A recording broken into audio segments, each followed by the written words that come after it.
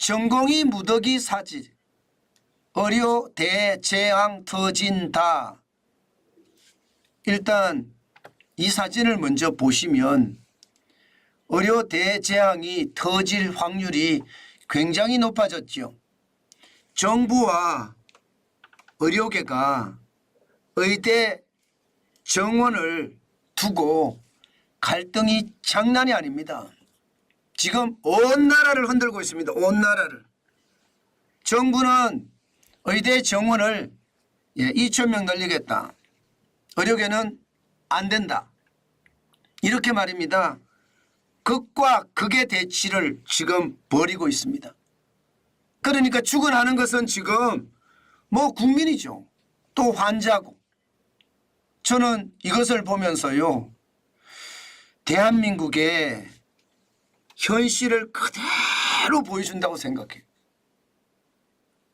이게 대화와 타협이라는 것은 어디 가버리고요. 극과 극 대치, 강대강 대치만 이렇게 한다는 것은 자기 주장만 한다는 거거든요. 어느 한쪽 필요 없이 말입니다. 자기 주장만 계속 이야기한다는 거예요. 그러니까 대화와 타협이 안 되는 거죠. 저는 이것을 보면서요. 진짜 대한민국 큰일 났구나. 저는 그런 생각 너무너무 많이 하게 됐습니다. 이렇게 사회가 혼란스러우면 경제는요 자연스럽게 무너집니다. 경제라는 게 돈 쓰는 거라는 게 편안할 때 돈을 많이 쓰거든요. 그런데 사회가 편안하지 못하고 국가가 편안하지 못하면 돈 안 씁니다. 지금 정부와 의료계의 대립이 딱 그 모양입니다. 그러니 돈 쓸 생각을 안 하죠. 지금 이대로라면요. 지금 전공의들이 무더기로 사표를 낼 수밖에 없고요. 또 이 무더기 사표는 결국 의료 대재앙을 초래할 겁니다. 의료 대재앙이라는 게 여러분 보세요. 서울 상급 종합병원만 하더라도요. 빅5의 전공의는요. 병원 5개만 딱 보는 거예요. 서울대병원은 46.2%입니다. 세브란스 병원은 40.2%고요. 서울 삼성병원은 38%고요. 서울 아산병원은 34.5%고요. 서울 성모병원은 33.8%예요. 그러면 병원 5곳 전체가 평균이 39%라는 거거든요. 의사가 10명 중에 4명이 없어지면 수술이 되겠습니까? 응급실 운영이 되겠습니까? 저는 이게 진짜 심각해진다고 봅니다. 그런데 반드시 절대 하지 말아야 될 일이 있습니다. 투쟁을 하고 대화를 한다고 하더라도요. 응급실은 반드시 개방이 돼야 되고요. 수술실에서도 반드시 국민의 목숨을 살려야 됩니다. 이것은 절대 절명의 과제입니다. 의사잖아요. 의사라는 것은 본연의 업무가 있는 겁니다. 반드시 저는 의사분들이 자기 자리를 좀 지켜주시는 분, 특히 응급실하고 수술실에서는 있었으면 좋겠습니다. 그런 사명감 굉장히 필요하다. 저는 그렇게 생각합니다. 그렇지 않으면요. 국민의 목숨이 위태롭다. 저는 그렇게 생각을 할 정도입니다. 물론 뭐 최악의 상황 그렇게까지 안 가리라고 저는 믿고 싶어요. 그래야 된다고 또 생각하고 싶고요. 그렇지만 현실은 지금 대화도 없고요. 타협도 없습니다. 강대강의 대치만 있을 뿐이거든요. 이것은 결국 말입니다. 최악의 사태 벌어질 수도 있습니다. 한쪽에서는 대사직하겠다면서 지금 계속 사직서를 제출하고요. 또 정부에서는요. 고발하겠다. 의사 면허 박탈하겠다. 이렇게까지 나오니까 이것은요 여러분 진짜 최악의 상황으로 갈 조짐이 너무너무 많이 보인다는 사실입니다. 저는 이 의대 정원이라는 게 여러분 보시다시피 예, 베이비 부모 세대들이 많이 늘어나잖아요. 예, 베이비 부모 세대들이 많이 늘어난다. 나이가 먹으면 병원에 가게 돼 있습니다. 아마 여러분도 젊을 때는요, 아이고 병원에 왜 저렇게 자주 가? 이렇게 생각하시는 분들 많을 거예요. 저도 마찬가지. 저도 젊을 때는 뭐 병원에 갈 일이 있어? 감기 걸리면 예, 뭐 이불 2장 덮어 쓰고 자면 그 다음날 깨끗한데 이렇게 생각하거든요. 그런데 지금은 어디 그렇나요? 나이가 먹으면 먹을수록 장기가 자꾸 고장이 나요. 공장 기계도 오래 쓰면 예, 이게 예, 고장이 나잖아요. 장기도 사람도 똑같습니다.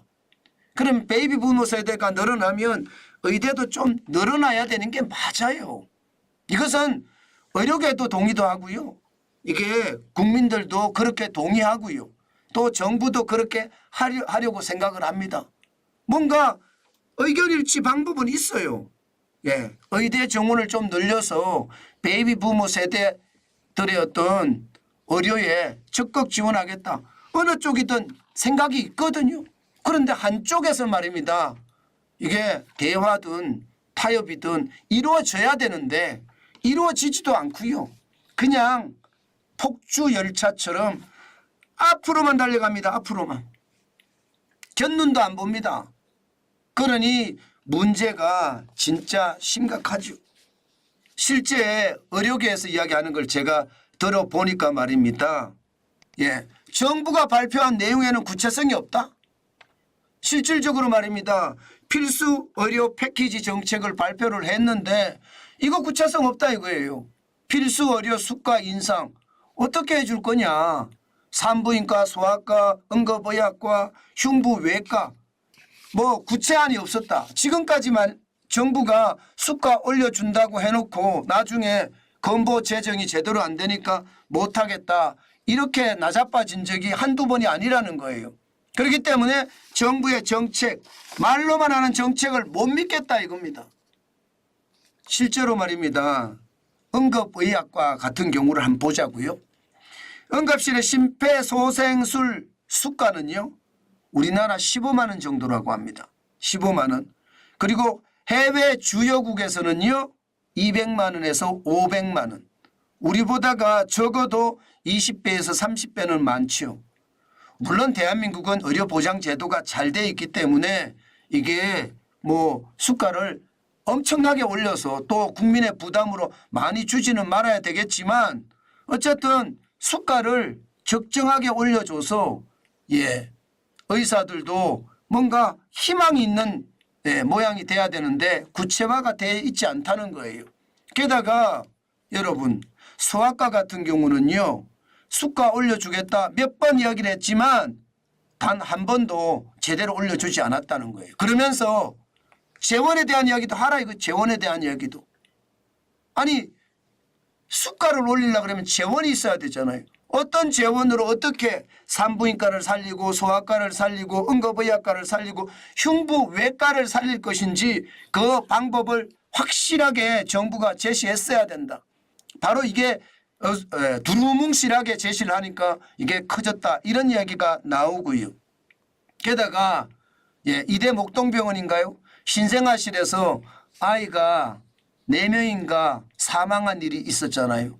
그 당시에 지금 많은 의사들이 재판을 받고 상황이 진짜 최악으로 갔었습니다. 그것을 보면서요. 야 이게 소송 위험 이거 진짜 장난 아니겠다. 예, 그래서 민사상 책임 완화에 대한 부분도 좀 명확히 해라 이거예요. 민사소송에 대한 위험은 그대로 있거든요. 형사소송에 대한 위험은 좀 줄어든다고 하더라도 손해배상을 해야 된다는 뜻이에요. 법적 부담도 완화를 하고 특별법으로 어떻게 지원하겠다는 이야기도 좀 넣어야 된다는 겁니다. 사실 의사협회죠. 의사협회에 따르면요. 의사 수 대비 우리나라 의사 기소율이 0.5%라고 합니다. 0.5%. 일본은 0.02%. 영국은 0.01%. 다른 나라하고 비교하면 10배 이상이죠. 그러니까 생명을 다루는 사람들 어떻게든 생명을 살리려고 하는 사람들인데 이게 최악의 상황에 사망에 이르는 경우 이것은 정상 참작을 해달라는 이야기죠. 다시 말해서 필수 의료 패키지 정책에 대한 구체성이 떨어진다. 이것 때문에 지금 의료계는 믿지 못하겠다 이렇게 나오는 거죠. 그렇지만 의료계도 말입니다. 양보해야 될 부분이 있습니다. 저는 그래서 대화와 타협이 필요하다고 생각을 하는 겁니다. 왜 양보해야 될 부분이 있느냐. OECD 주요국 중에 인구 1000명당 의사 수를 보면요. 대한민국은 한의사 포함해서 2.6명입니다. 독일은 4.4명이고요. 호주도 3.8명이고요. 프랑스도 3.2명입니다. 인구 1000명당. 영국은 3명이고요. 네, 미국이 우리하고 같습니다. 2.6명. OECD 평균은 3.7명이에요. 그러니까 이게 좀 더 올리는 것 저는 당연하게 생각을 합니다. 예, 그러니까 대화와 타협이 굉장히 중요하다는 거잖아요. 대화와 타협이 없이 이렇게까지 가면 최악의 수순으로 갈 수 있다는 뜻이죠. 그리고 말입니다. 저는 그렇게 생각이 들어요. 예, 주요국의 의대 입학 정원을 보면 말입니다. 굉장히 많이 올렸어요. 전부 다. 미국 독일만 하더라도 2015년에 1728명을 많이 올려서 말입니다. 6024명을 올렸습니다. 6024명을. 그런데 아무런 제재가 없었습니다. 프랑스도 2000년에 3850명을 6150명을 올렸습니다. 그래도 아무 문제가 없었습니다. 영국도 마찬가지, 미국도 말입니다. 16,488명을 2024년에 6,493명을 올렸는데도 아무 말이 없었습니다. 대한민국은 지금 3,058명을 2,000명 올리겠다는 거 아니에요. 저는 이게 의사를 더 보강을 해서 국민 건강을 신경을 쓰겠다는 것은 선진국이든 후진국이든 어느 나라든 마찬가지입니다. 이것은 말입니다. 한쪽의 어떤 특수한 이익을 위해서 보장한다. 이것은 분명히 아니거든요. 때문에 양쪽이 정부도 그렇고요. 의료계도 그렇고 반드시 저는 대화와 타협을 해야 된다고 생각합니다.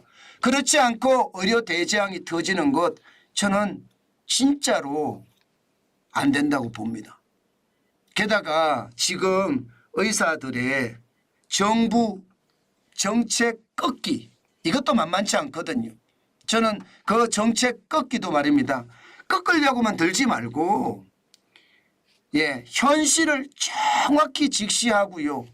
그 현실 안에서 저는 합리적인 대안을 찾는 것 그리고 객관적인 선택을 하는 것 굉장히 중요하다고 생각합니다. 의사분들 똑똑하잖아요.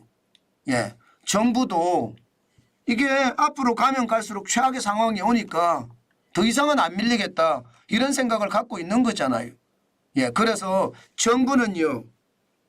필수 의료 패키지 정책에 대한 구체화를 더 단단히 내세우고요. 또 의료계는요. 의사들은 단 거 필요 없습니다. 마음을 열어놓고 도대체 우리나라의 미래가 어떻게 될 것인지 대화와 타협을 하는 것. 저는 그것이 결국 모두가 사는 길이다 그렇게 생각합니다. 지금처럼 만약에 말입니다. 수술실이 문 닫고요. 응급실이 문 닫는 사태가 벌어지잖아요. 이것은요. 의료 대재앙의 문제가 아닙니다. 대한민국이 붕괴되는 그런 최악의 문제가 될 겁니다. 그 어느 때보다 저는 그렇게 생각을 해요. 나만의 욕심을 가지고 계속 밀어붙인다는 것은요. 결국은 말입니다. 다른 사람의 손해도 가지고 와야 된다는 것 반드시 있거든요. 때문에 서로라는 말이 저는 어울린다고 생각을 하는데요. 서로 대화하고 타협하는 것 그 어느 것보다 중요하다. 제일 중요한 것은 정부가 생각하는 것. 또 중요한 것은 의료계가 생각하는 것. 서로 탁 터놓고 이야기하는 거. 그러면 왜 그동안 못했느냐. 저도 그게 납득이 잘 안 됩니다. 그동안도 말입니다. 잡아서 이야기하고 그런 내용들을 다 언론에 내놓고 국민들에게 보고하면서 했으면 저는 참 중요한 일이 됐겠다 생각이 드는데 참 안타깝게 그지없습니다. 지금 제일 중요한 것은 여러분, 지금 제일 중요한 것은요, 오로지 국민입니다. 국민이 모든 판단의 잣대가 될 거다. 저는 그렇게 믿습니다.